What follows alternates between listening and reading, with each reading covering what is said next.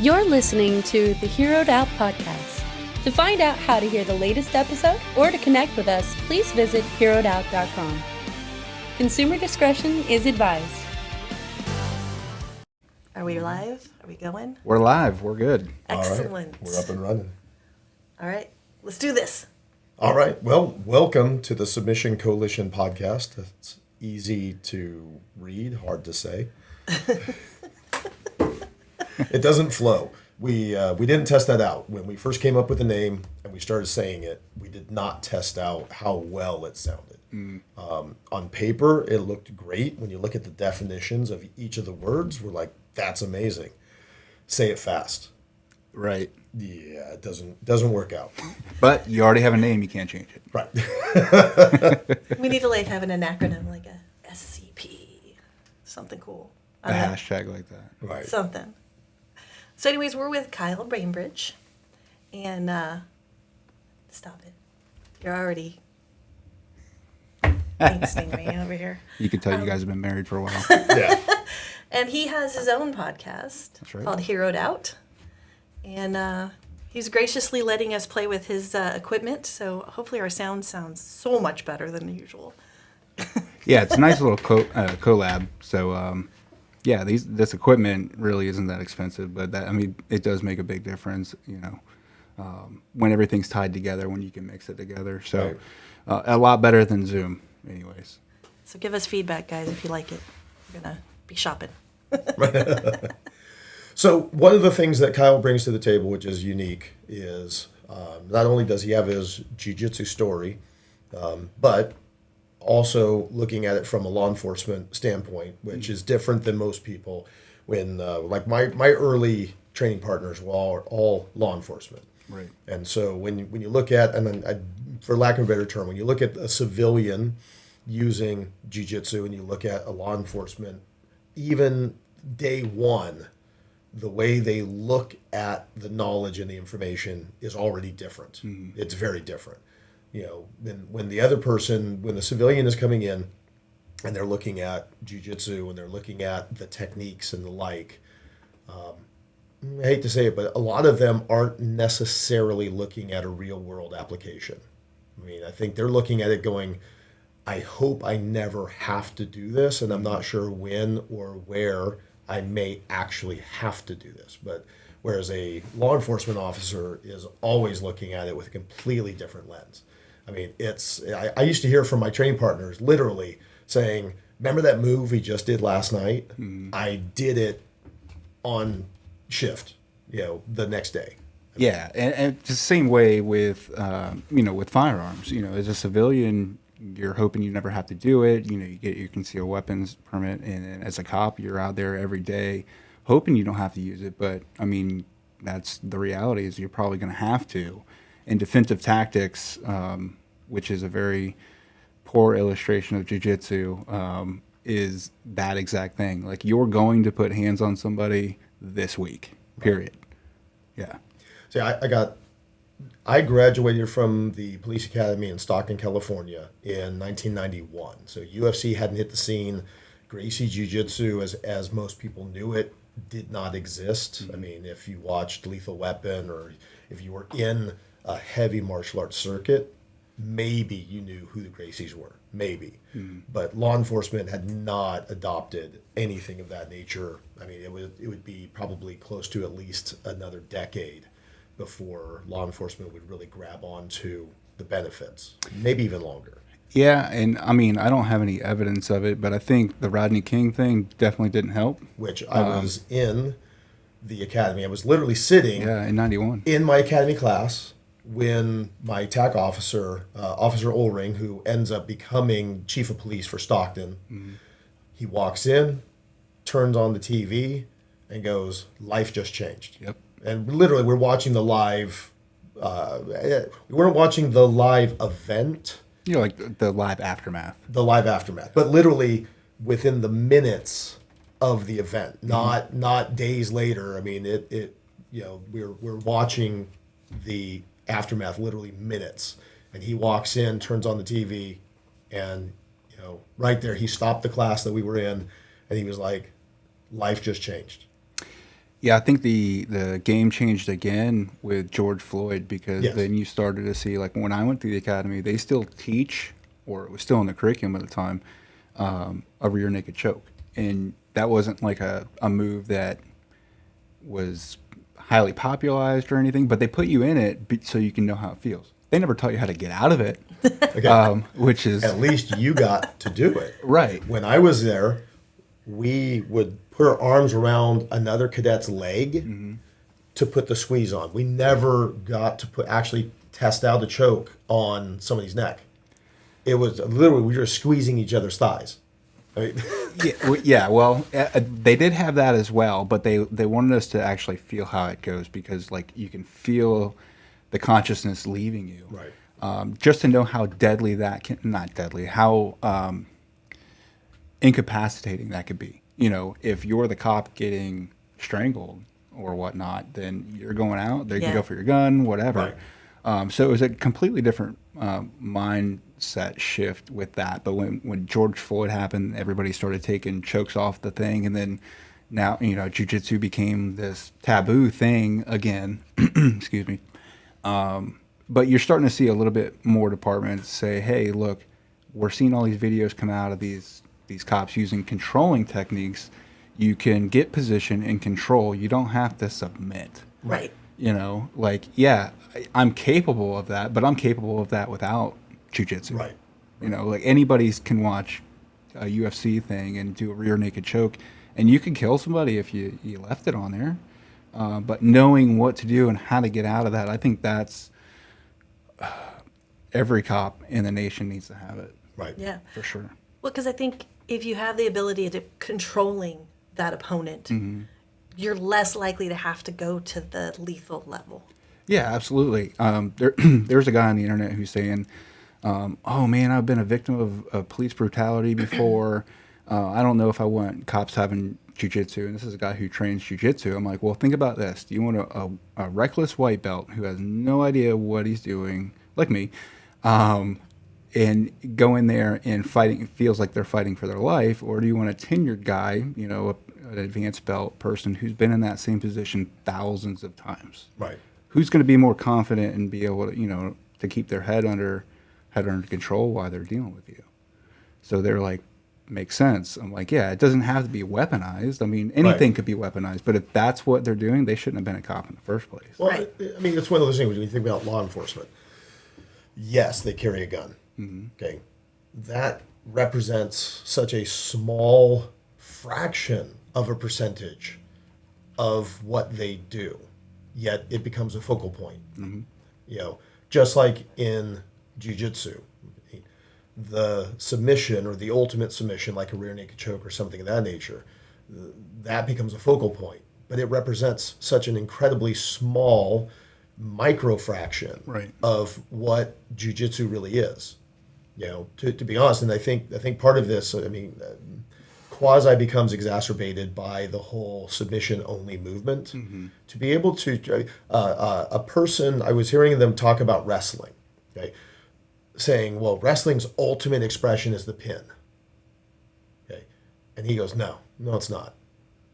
He goes, if you and I are wrestling and I pin you in 30 seconds, you're like, oh, well, whatever. He goes, but if I tech you. So for those that don't know, within wrestling has, you can win by minor, which is when the point spread is under a certain amount. You can win by a major, which is when the point spread is over a certain amount. You can win by pin, which is the shoulders going to the mat. Or you can win by a tech fall, meaning it's like a mercy stoppage. The point spread, I think, is 15 points or 16 points. When it goes to that level, the match becomes stopped. And he goes, that's the ultimate expression. Like mercy rule. Mercy rule. He goes, when I ran the points up so high that at that moment, he goes, you couldn't claim that I got lucky. You couldn't claim, didn't leave it up to a judge to decide. And you couldn't claim that I caught you in a technique.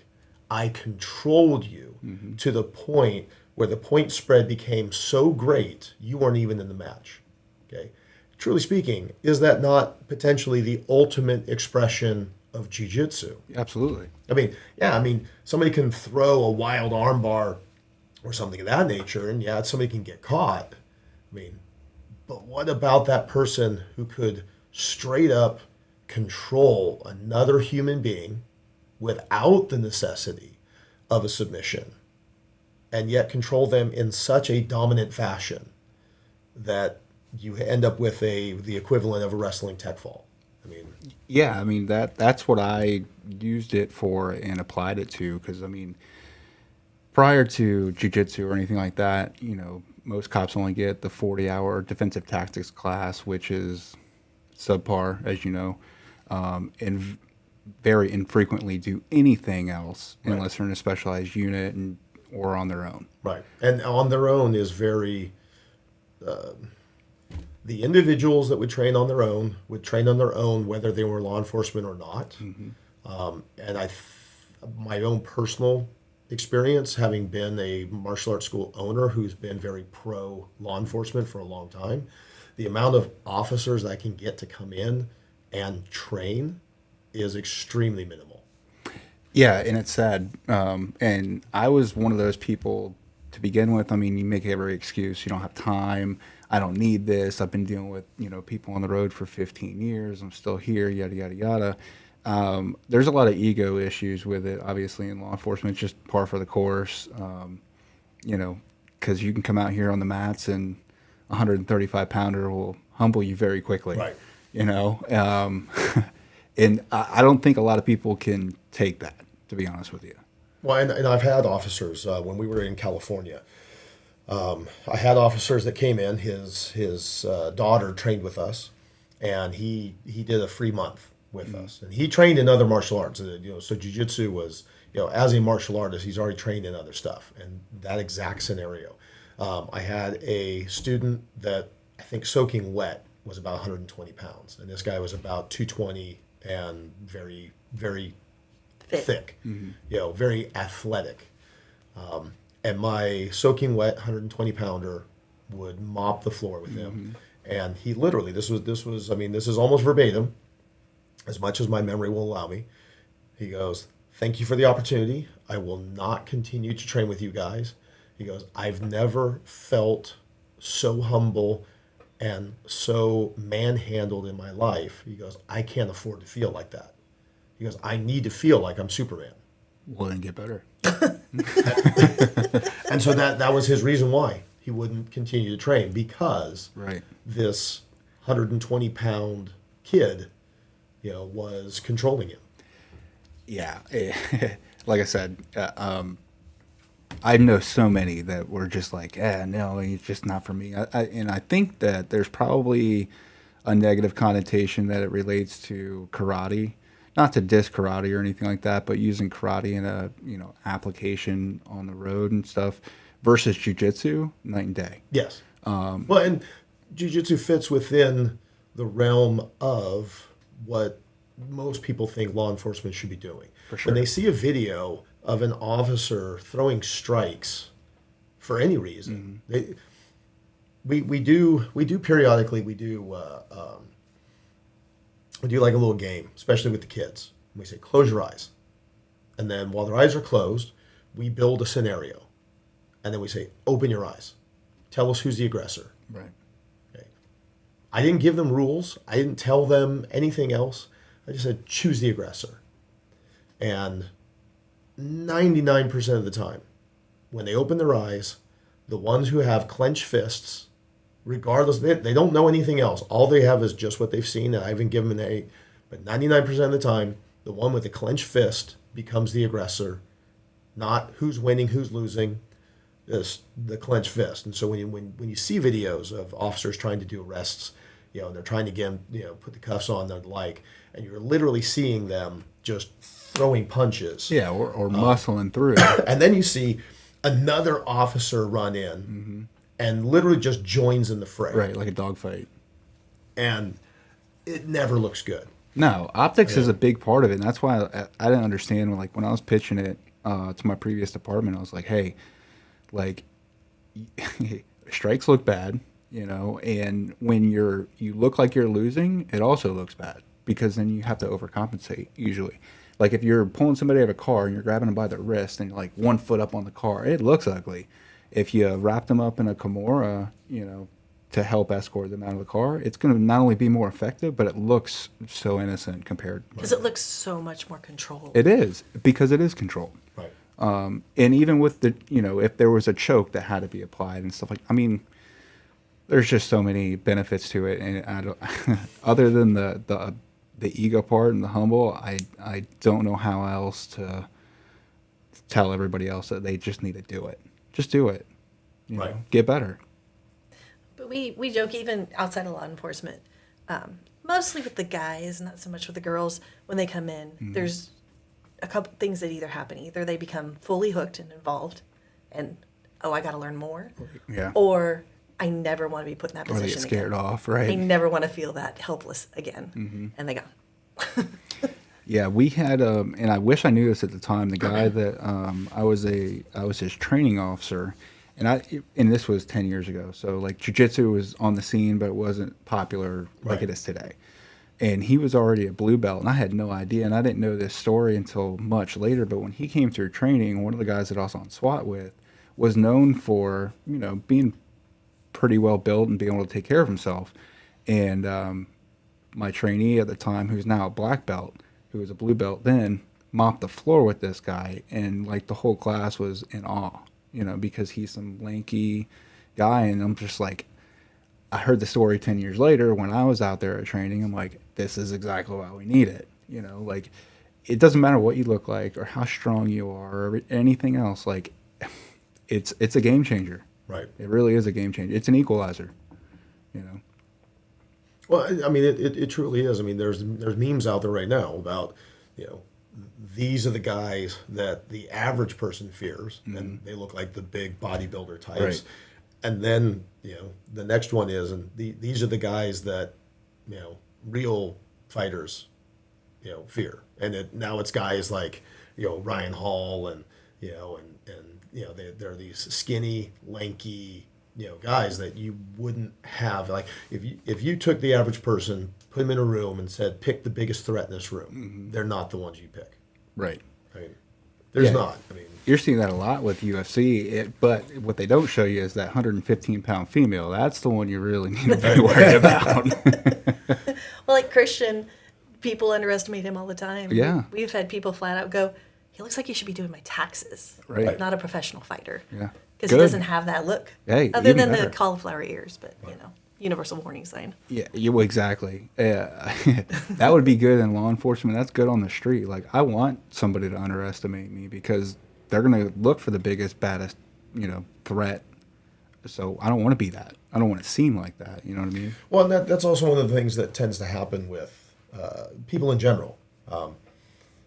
People give a false level of respect simply because a person is really tall or large or something of that nature.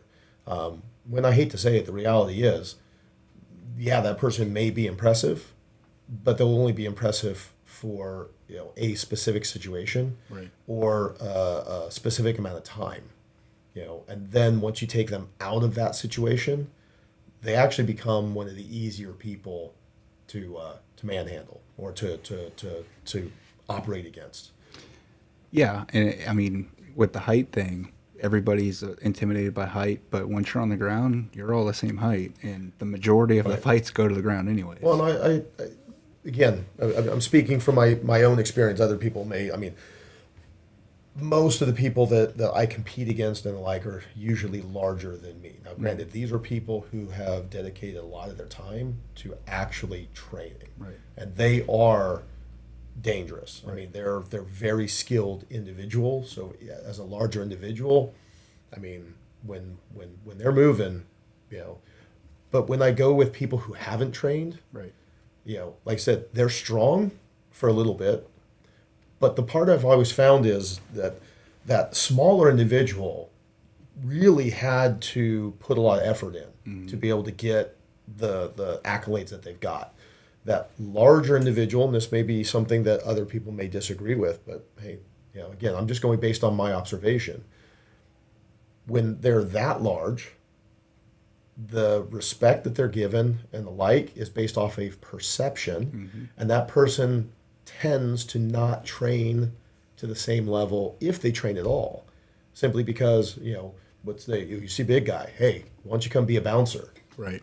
You Yeah, know, with zero training or zero anything, yeah, the person who's a bouncer that's 175 pounds, that person probably has a lot more backing them in that scenario than the 280-pound, 6'5" linebacker, right? Right.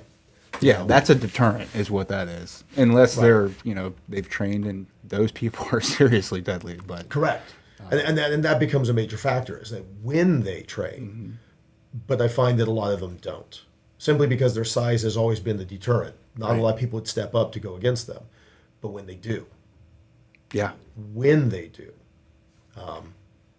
that person now, when they've stepped up against that big individual, see, they've already made the assessment. They already said, yeah, let's give this a go. And that's a different individual. The one that's willing to look past that first layer of, you're not intimidating me just because you're bigger, that now is a dangerous individual. Yeah, and that's what you're going to find, cops find on the road all the time. Like, there's a lot of places and a lot of people, the majority of people respect cops, so unless they're high on something or drunk on something or whatever, like, the cops really don't have to, it's that same mentality. Right. Like, hey, the majority of the stuff I'm dealing with, I don't have to worry about or train. It's for the people that have zero respect for you. The one that will step up. Yeah, that's what you need to train for. It's a different mentality. Just like the same person that would step up against that 6'5" person, they're stepping into it with a different mentality than that person is used to dealing with. Yeah, and it makes all the difference, 100% of the difference. If somebody comes at you like a dog, everybody looks at a dog, and they're like, if they're aggressive, oh man, like, I don't want to mess with that dog. That dog's 80 pounds. Imagine if that dog was 200 pounds and it was human and had opposing thumbs. You know what I mean? Like, that same attitude. Right. It's like, doesn't make any sense. That's why it's like, you guys got to train, man. Like, do it on your own. Do wherever. It doesn't have to be here. It could be anywhere. Yeah. Just do something. Well, we used to joke back in the day that, in the early, my training partners were mostly law enforcement, or they were connected to the other side. We used to joke, cops and thugs. Right. It was you were on one side or the other. You were either a law enforcement officer connected to law enforcement, or were very pro law enforcement, or the exact opposite, or you were on the opposite side. And for those that don't think that the other guys are training. Oh yeah, you're naive if you think that. Yeah. Actually, I think they're training harder than law enforcement. Yeah, way harder. Their freedom really, depends on it. That's why you always see like the stereotype of the guys in jail. They got nothing but time and a motive. Right. And the motive might not be to beat the cop's ass or whatever, but that factor of, oh shit, I don't want to mess with this guy. Like, they might slide by or not pull him over or something like that. It is part of the tactic, to avoid law enforcement also. Oh, yeah. For sure. Well, if that's the life that you're living and you're not fit, you won't be in that life long. No, it's a dog-eat-dog world. And unfortunately, again, going based off of, just a few, they seem to take that much more serious than, because I hate to say it, but I hear it from a lot of law enforcement officers that they won't do the extra work unless their department's paying for it. Oh yeah, yep. That makes no sense to me. It's a poor mindset. That makes no sense to me at all. I won't lose weight unless my doctor pays for. Right. I won't. I won't benefit myself. I won't strengthen myself. I won't educate myself unless I'm rewarded for it. Right. Yeah, that's unfortunately that is commonplace, and that's a culture thing. Now, I do agree. I think as part of the job, I think that continued training should be part of it. Oh, absolutely. 100%. I'm not taking away any ownership off of the departments and the like. That being said, though, You need to invest in yourself. you got to invest in yourself. You are, I mean, what you bring to the table every single day, and you're entering yourself into. Imagine a fighter who says, "I'm not going to train. I'm just going to fight." Right. What kind of success do you really think they're going to have? Zero. Zero. Yeah, it's like the first time that I get exposed to a triangle or something like that, I don't want that to be in a real life scenario. Right. Or any of that. You get the rear naked choke, half rear naked choke in the academy. If that's getting applied at full force in a real world situation, that better not be your first time. Right. I don't care who it is. It could be a 12-year-old. So I graduated from the academy. I never worked as a law enforcement officer. So I graduated from the academy. There were no jobs. I take that back. There were jobs in areas I did not want to work. Again, Rodney King. Like Stockton. Everything else. I didn't want to work in Southern California. No. Didn't want to work in Stockton. The turnover rates were really, really high. So I was way more selective. Okay. Now, that being said, I meet Cesar Gracie through my instructor, Eric Shingu. Mm-hmm. And here's Cesar going, who knows this choke? Now, the name he was throwing out, Matalea, I didn't know the lion tamer. I didn't know, he goes, well, rear naked choke, carotid restraint, whatever. And I'm like, oh, dude. Neck restraint, right guy. I got this, man. I mean, I felt that on my thigh in the academy. I know how to do this and apply it, right? So Cesar comes out. I'm one of the bigger guys in the room. I'm not the tallest guy in the room, but I'm one of the bigger guys in the room. I'm at the moment, I was probably about 220. So he kneels down, lifts his chin up in the air, leaves his hands at his side. I wrap my hands around his neck, zero defense, and he gave me 60 seconds. I'll be honest with you. I do not know how he did not tap. I have no clue. Wasn't his first time. Wasn't his first time, but I also know the pressure that I was putting on his neck.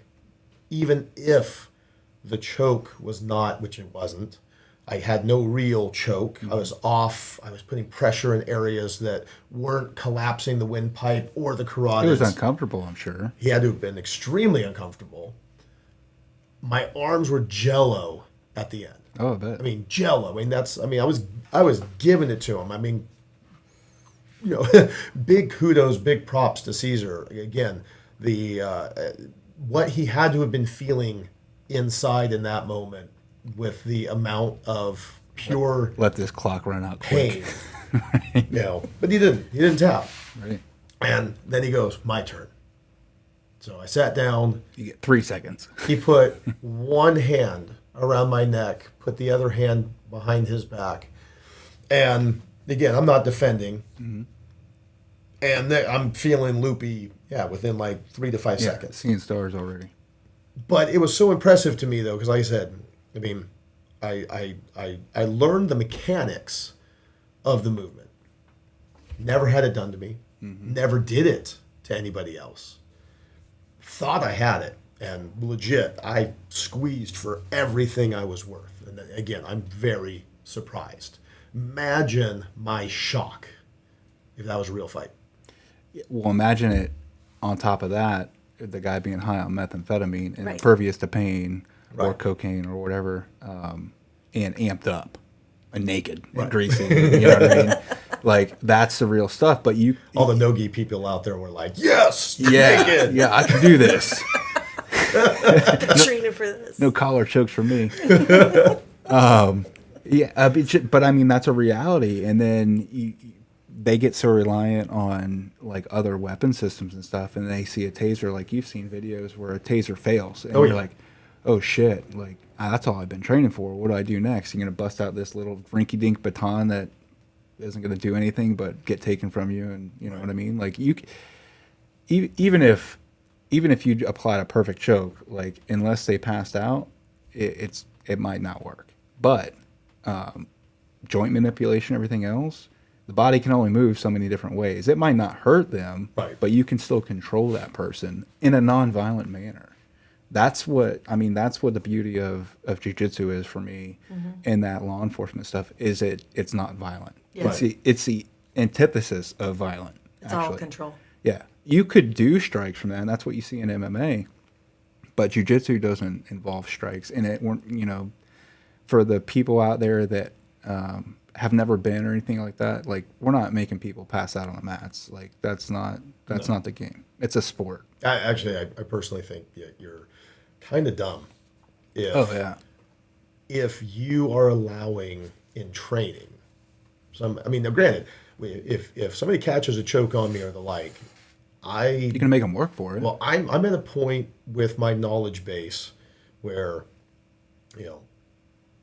where I'm tapping to that choke, is way deeper than what your typical white belt, blue belt, and the like are tapping to. Mm-hmm. And I think, I'm not saying I'm special. I'm saying this is just typically what ends up happening as people progress through the sport. You've been in that position thousands, and you start to times, understand where that limit is, right, and what the realities are. As I talk, most people have a complete misconception of where is discomfort and where is actual threat of injury. Right.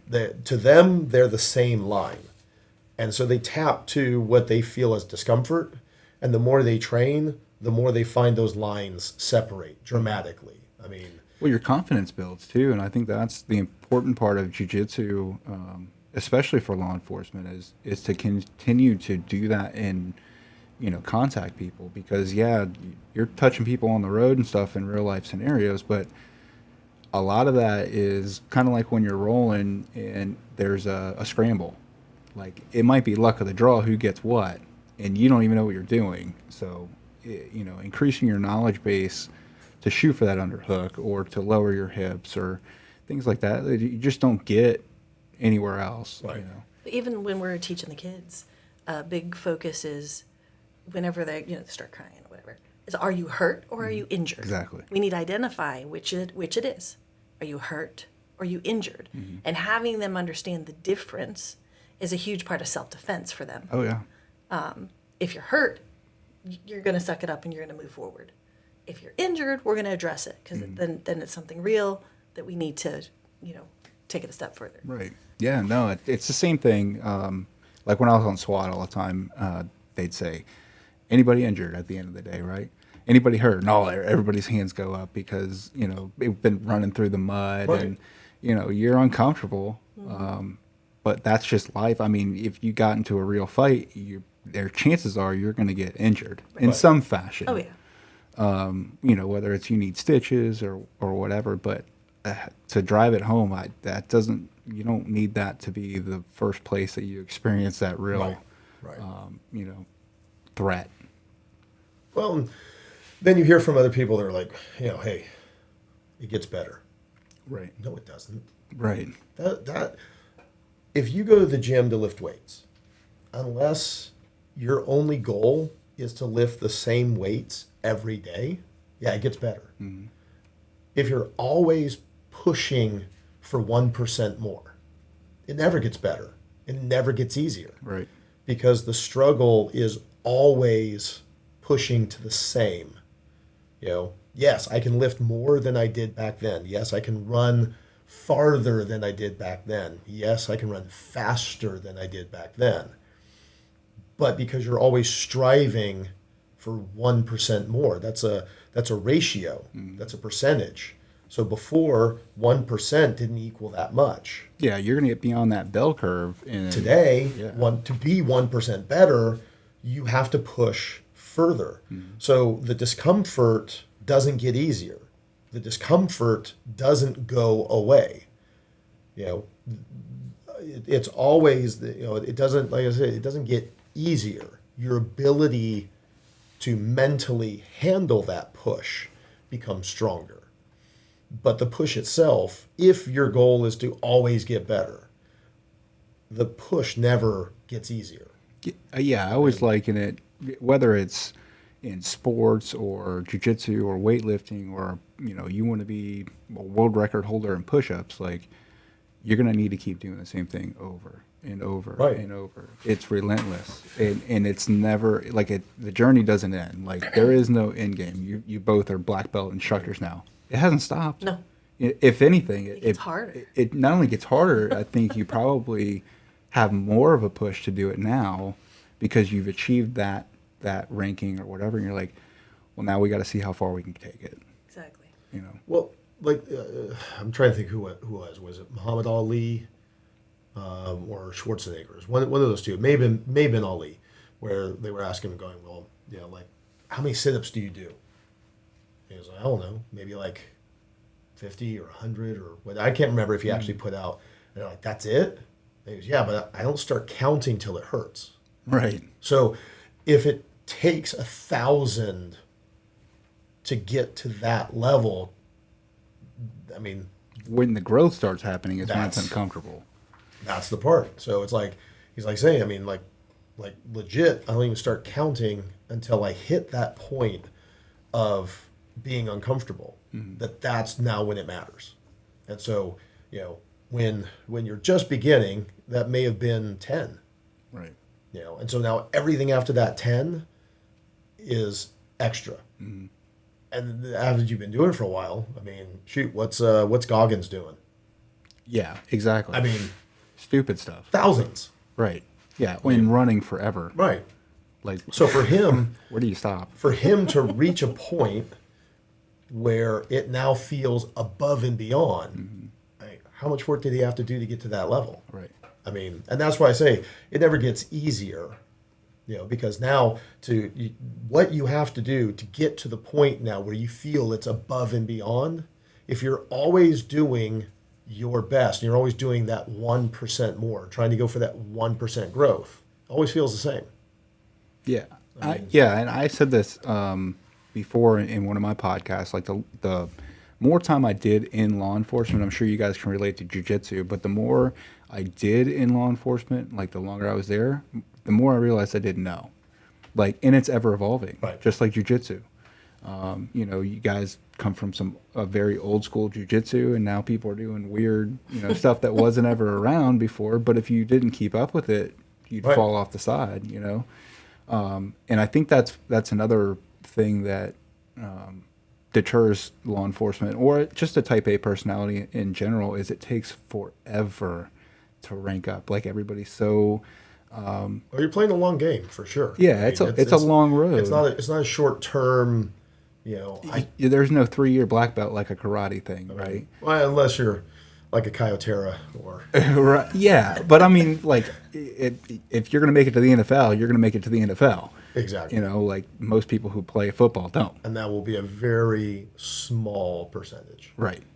Yeah. So, I think that deters them, because they want quick results. Just this generation in general want that quick result, and you're not going to get that. But you're going to get better. You're going to get better every single day. Right. I guarantee you, your first week, most places are doing a free week. Your first week, 5 hours worth on the mat here is worth 10 years on the road that you get from defensive tactics. So, I mean, the growth is exponential, but that long road, I think, deters some people. Well, and then, like I tell people, then I think it goes a step beyond. I mean, every competition that you go into is yet again a leap above just being on the mats, mm-hmm. learning. People say, well, I only grappled 15 minutes total time if you add up all the matches. Okay, but what I say to people is, what it did for you is it shifted your mindset. It took you from I'm just learning mm-hmm. to now I'm learning with purpose, mm-hmm. and I'm learning with a tangible goal, and I'm learning with a tangible date. Right. And that changes the way a person trains. Then after the competition is over, those who truly went for the win, even in the loss, because I hate the phrase, you either win or you learn. I hate that phrase. Absolutely hate it. Okay, because it implies that only the loser learns.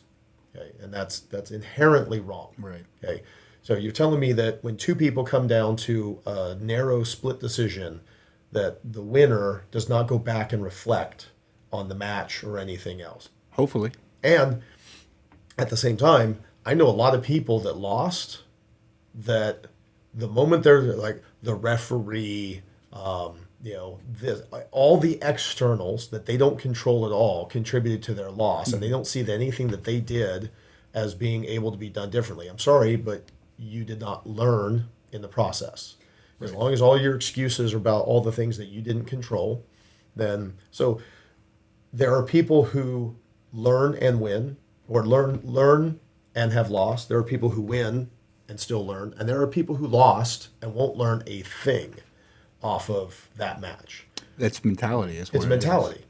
Most people, I think, just doing that competition is probably equal to about a good couple weeks of regular training, in a class, or maybe even a little bit more than that, because of the shift it makes in their mindset, not just for that match, but for everything that they do after. That now when they're training, they start to go, you know what, I should probably push a little bit further than I did. That now I'm realizing that where I was at and what competition felt like, and competition's not fighting.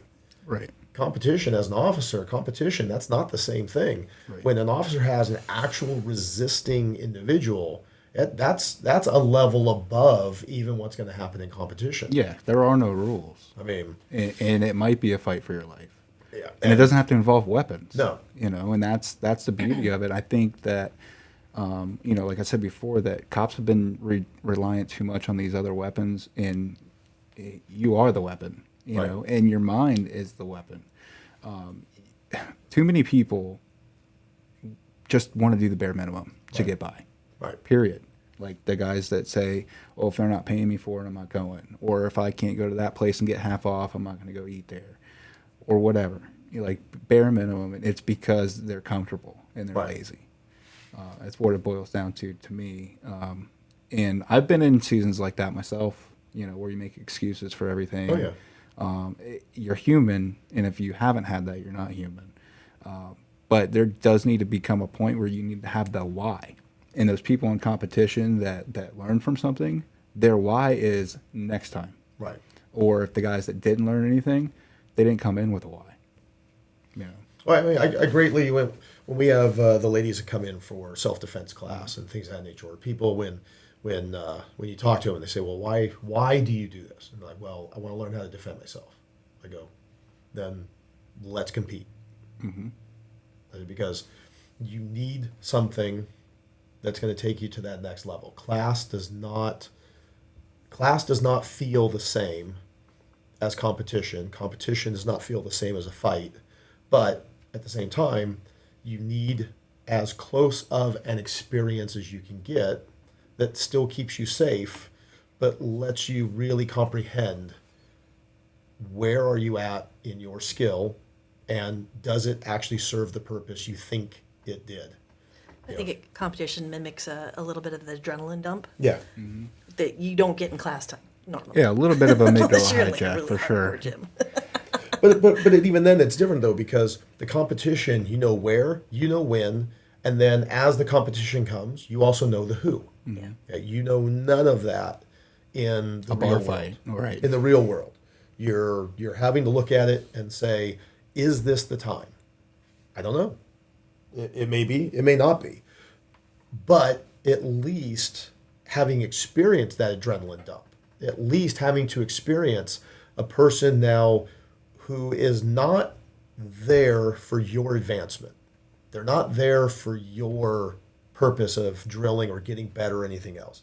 They are there to impose their will upon you for the next 5-10 minutes, whatever is the duration of the match. Yeah, that pure and simple. That equal and opposite force against you, it means the world. Like you can roll out here and you're going to get exhausted and stuff like that, but a lot of that is play and hasn't been trained, to that specific goal. If you come to me and say, hey, I want to lose weight, we're going to need a more narrow goal than that. Right. That's the same thing, I think, with I want to defend myself in a fight. Well, what kind? Right. And how much are you willing to get to that point? How much are you willing to put in to do that? Right. Yeah. And having those narrowed goals is way more important than those broad goals because you'll never hit them. Right. You don't know what you're aiming at. Well, and then you don't know, how do you gauge your progress? Mm-hmm. If it's just a general, I can starve you and make you hit a weight goal. Mm-hmm. Okay. But was it to hit a goal and still be athletically peak? Right. Those are two different things. Mm-hmm. If you want to lose 30 pounds, I can make you lose 30 pounds. I can make you lose 30 pounds of muscle, or we can make you lose fat and gain muscle. They're two completely different things, but they both hit the same original goal. Right. I just want to lose weight. I want to lose 30 pounds. Yeah. But the results are they're very different. Very different. They're very different.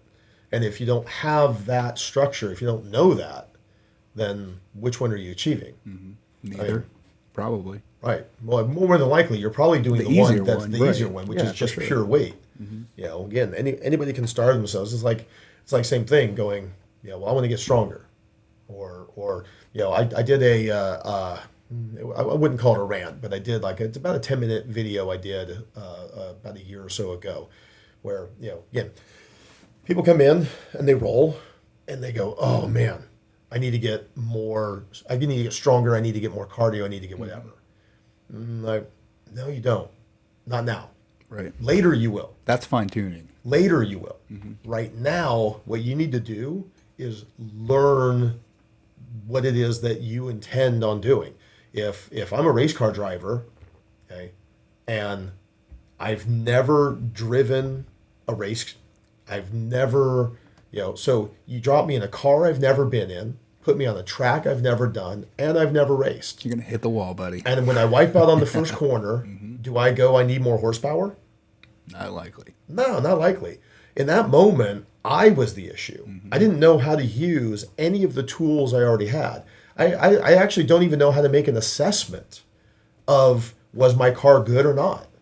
The likelihood is if it was operational, okay, you come to it with a little bit of knowledge, okay. Think you kind of know cars. You don't know them greatly, but you know enough to know whether or not the wheels are falling off. You know enough to know when you're driving it if the motor is acting up or things of that nature. So you have a little bit of knowledge. But when I wiped out on that first corner, okay, that was me. Mm-hmm. Yeah, unless I can truly say that my car had issues going in.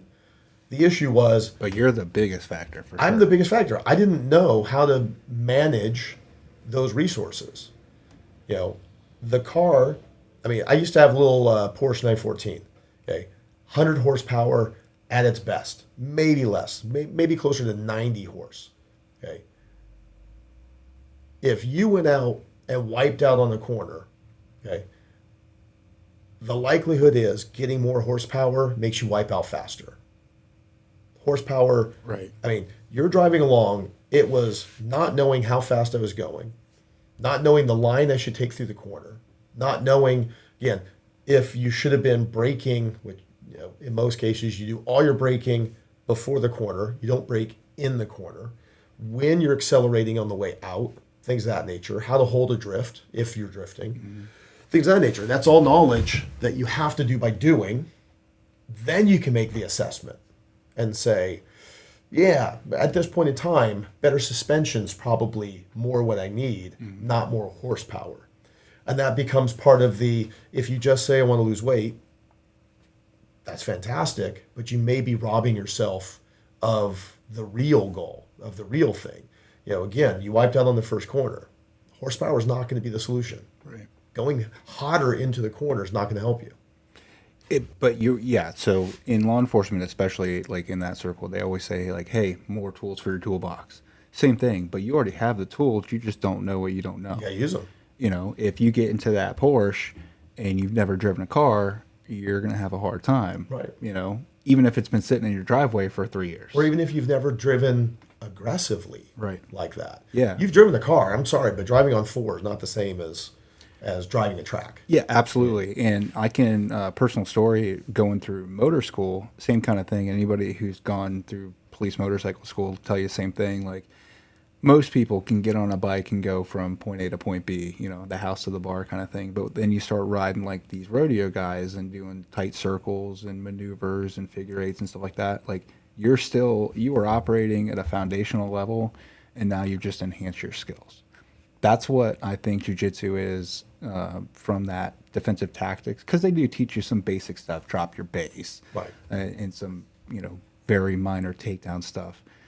But that, I mean, it doesn't even scratch the surface. Like, it's not even the iceberg tip of what you need to have. Not even like what you're capable of learning, what you need to have Right. to apply to your everyday job.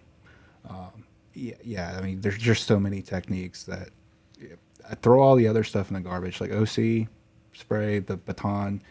I don't need any of that. Right. Nobody needs that crap. Like, it's not beneficial to anybody. Every time I've seen OC used, the suspect is not the only one who gets hit.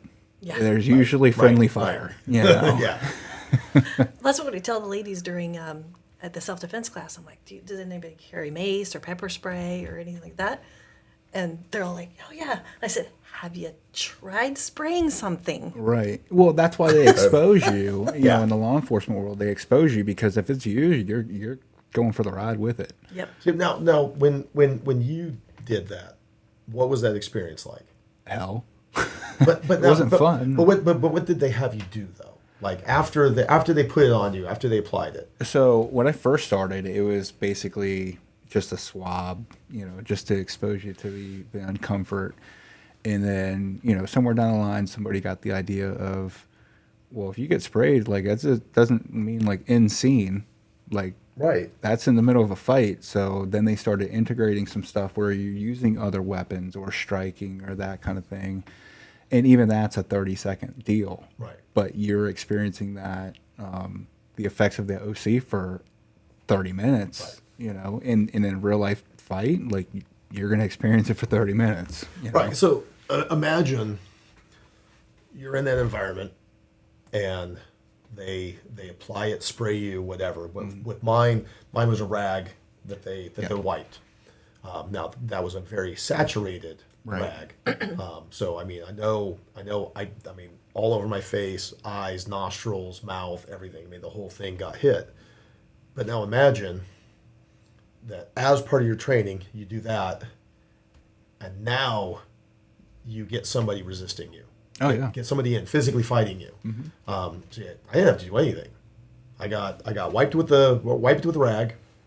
It was kind of dumb. We were at the top of some stairs, and then like as soon as you were done, Sweat it out a little you bit, walk get into your eyes. you walk down the stairs, which, like I said, I mean that part wasn't hard because you usually hit by the time you were at the bottom of the stairs. I mean, like really hit. But then we didn't do anything. We you know, it's Just kind of exposure. It's comical that, I mean, here you have, 50 cadets roaming around the field with snot rockets coming out of their nose, and they're like, and look like zombies out. I think part of that's tradition. But A little hazing. Yeah. but imagine though, I mean, the fact that you pepper sprayed somebody means you're in a scenario that it's escalating. So I think it would be more interesting to do that and then make them fight, make them get into a grappling match at least. Yeah, so that's the cool thing about jiu-jitsu that I've heard a lot of, advanced people that they really focus on the fundamental principle of jiu-jitsu being connection. And you'll have some advanced guys like you guys could do, to me or anybody here pretty much, fight with your eyes closed or grapple with your eyes closed because you're feeling your way through it. Right. Well, you can do that under pepper spray. Yes. It's still going to suck. Oh, exactly. But you can feel where the other person is, and you can literally get dominant positions and hold people without even seeing. Right. There's blind grapplers. Oh, yeah. But it also affects your breathing. Yeah. So now, even when you're in great position, your breathing has to be moderated because you don't want to be huffing in this big, right. And so I think especially as a learning tool, I think it would be a little bit more apropos to, because like I said, when we got wiped with it, we didn't have to do anything. Right. We didn't even have to do a PT thing or anything else. We literally just walked around the field until it was done. Now I see stuff where they're hitting them with it, and then they're making them do like an obstacle course or hit some bags or something of that nature. But now imagine you're as blind as the perp that you think you hit. Right. And unfortunately, we've seen videos where, like, one of my all-time favorite cringe-worthy video is 2 officers involved trying to restrain another individual, and a third officer comes in, just douses everybody, and throws a rear naked choke on one of the other officers. There you go. I had a boy. I mean, that's called going into black. Total amygdala hijack right there. Right. I mean, so imagine now you're in that scenario. Your senses are now shot. Your vision is hampered. And that moment, the adrenaline is fully kicked in. Your breathing is now hampered because your lungs are either burning from having inhaled some of this stuff, and now you're in this physical altercation. I think that would be a very interesting part of a training scenario. Now, Melissa hated it because every time I would come home, my clothing was... The first time he comes home and all his shit's in a duffel bag, and he plops it in the laundry room. Oof. And I go to do laundry later, and I put the stuff in, and I'm like, what the hell is going on? I'm on fire. And Dave goes, oh yeah, by the way. And then you go take a shower a couple hours later and you hit it again. Yeah. or we didn't separate the laundry. Oh boy. And so now we were doing mostly CS.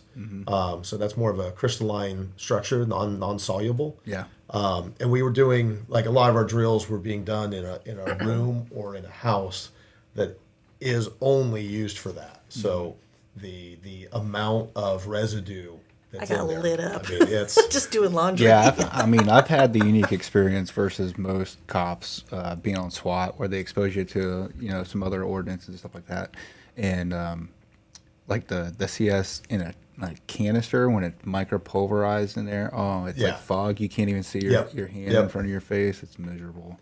Yeah, so we didn't. Pepper spray was just hitting the scene, so mostly we were using CS. Whether in like if we were doing a room or a house scenario, it was smoke or water vapor, and then if we were, like, the spray would be actual water with the crystals in it, right? Things of that nature. Yeah, now what they're carrying is a mixture of OC and CS together, which is not fun. That's not fun. Yeah, that's not. I'd rather get tased 100 times than get OC again. Like, I never carried it. It was like, it's not even effective on dogs. Like, well, the only one that's going to hurt is me. Right. And I'm not okay with that. So we're running out of time. I want to make sure we get to touch basis on your podcast. Sure. So me and a buddy that was in law enforcement as well just started a podcast called Heroed Out.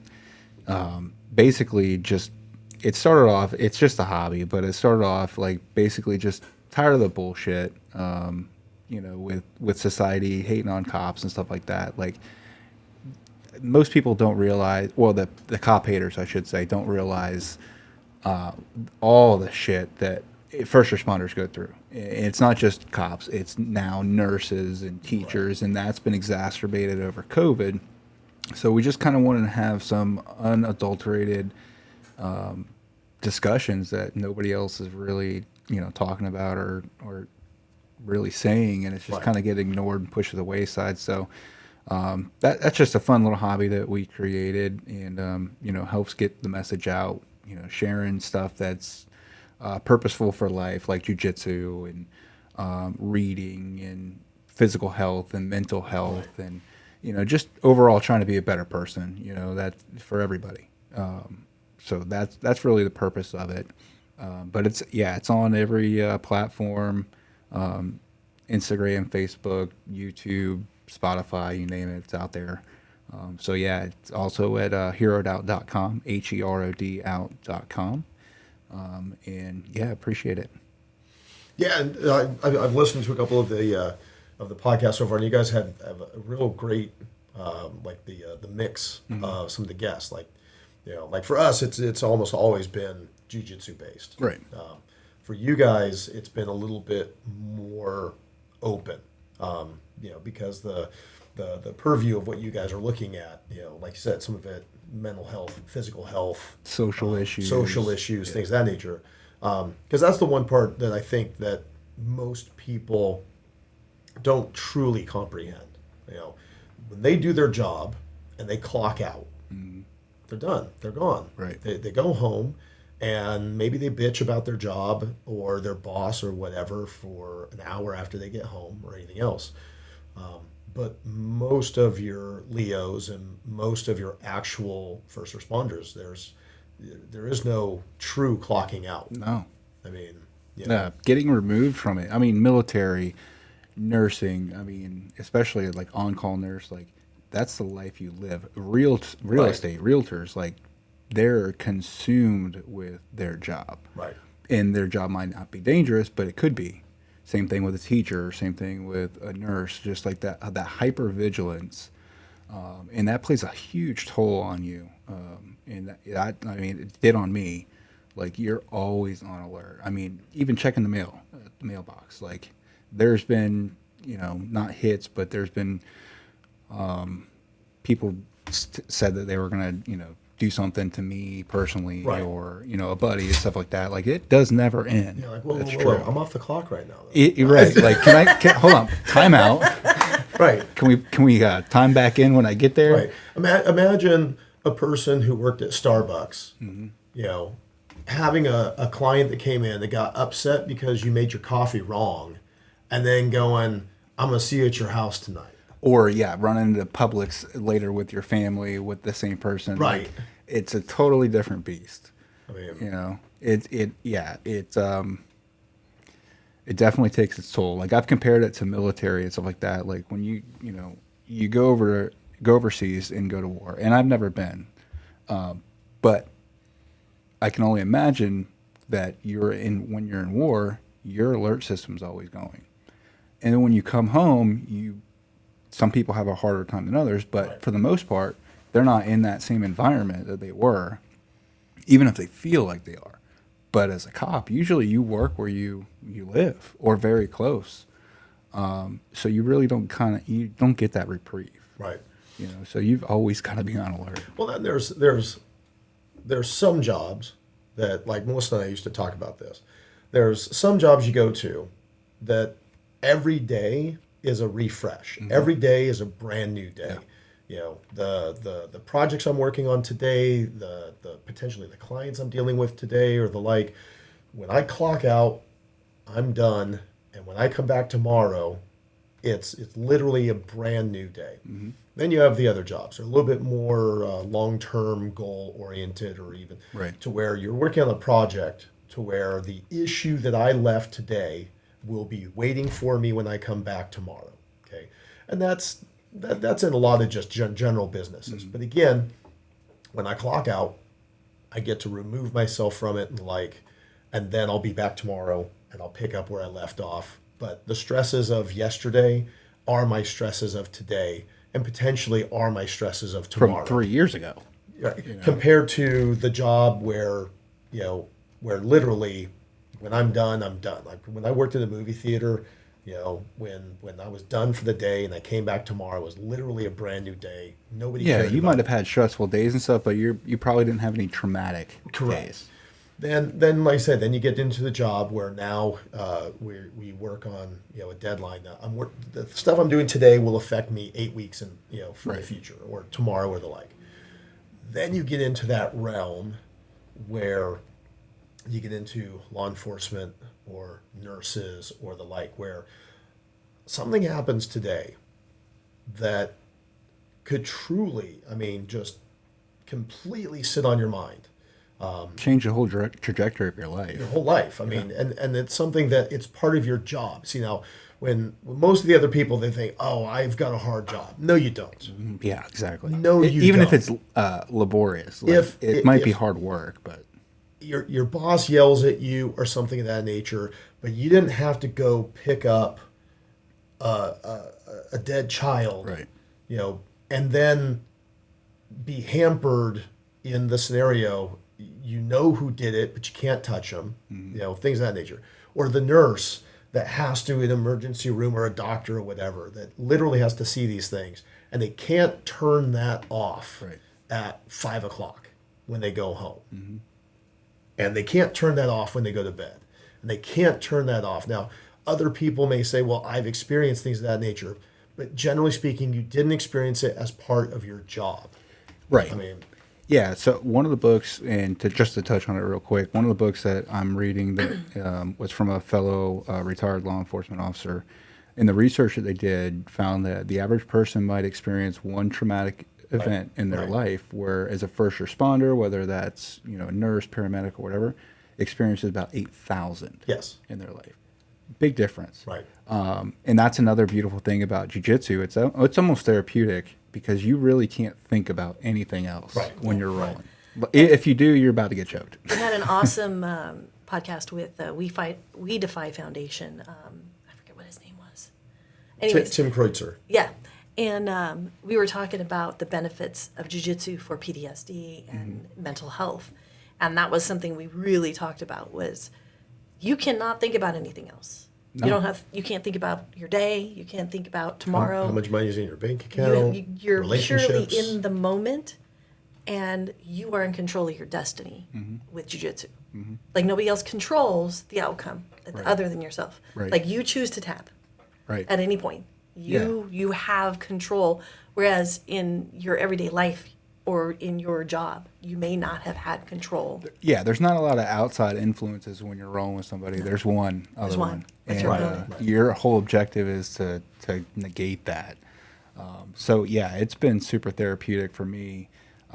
And just one more shout out to Adopt a Cop BJJ, because there are a lot of people who use the excuse of I can't afford it or whatever, and this gives that option. They are a 501(c), but they provide free training for law enforcement or discounted for law enforcement. And it's super easy, guys. Yes, it is. If you're interested, find an affiliate school. We're one. And usually, even if you don't want to go the sponsorship route, a lot of us will give you the discount anyways. Yeah, and not only that, the cool thing about it is it links up with other schools. Like if you go traveling, like I've gone down on the Keys and I found an affiliate gym down there, and just for a drop-in, and they're cool with it. So yeah, man, I appreciate you guys having me. Thanks for letting us play with your equipment. It was super cool. Yeah, for sure. I got a shopping list now. Yeah, so we'll do some. My voice sounds. We'll put up a link for donations for you guys to get some equipment. So. Class is about to begin. Yep. All right. We're going to go play jiu-jitsu. All right, guys. Appreciate it. Thank you, Kyle. We don't play. Okay. Jiu-jitsu. Some of us play. I survive. With style.